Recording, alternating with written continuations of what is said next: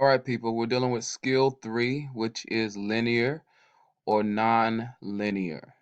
Seeing if the line, well, if you plot these points on a graph, will you get a linear equation? Will you get a line that is straight, which means it's linear? So therefore, in order for it to be linear, there has to be a constant rate of change. And so constant rate of change is the same thing as slope. So when I'm looking at these wonderful, you see this guy right over here. You see why he's confused? I know why he's confused. Because he's like, this is what we've been doing for like a month now. So why don't they understand this? I don't get it either. Okay, we're gonna call this Tim. Tim, I don't get it. I don't get it. Tim, I don't understand. We can call this is his twin, and we'll call him Leo. Leo, I don't understand either, Leo. Leo, I don't get why they don't know how to do this. So, rate of change is constant. How does 1 become -2? You subtract 3. How does -2 becomes -5? You subtract 3. How does -5 become -8? You subtract 3. How does 3 become 4? You add 1.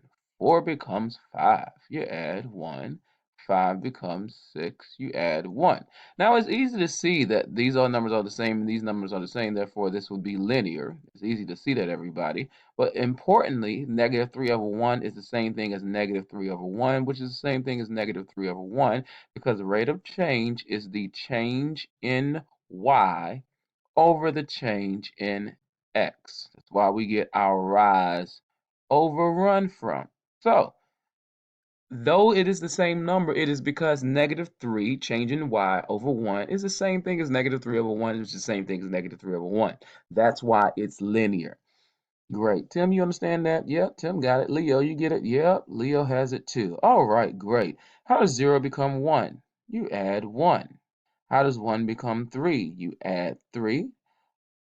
1 become 4, sorry. You add 3. How does 4 become 5? Goodness gracious, I'm saying, I'm tired. But how does 4 become 9? You add 5, right?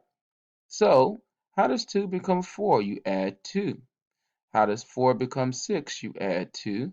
How does 6 become 8? You add 2. So when I'm looking at this, people, I am seeing if 1 over 2 is the same thing as 3 over 2, and is that the same thing as 5 over 2? I think it's very apparent that 1 over 2 is not the same as 3 over 2, which is not the same as 5 over 2, so this is non-linear.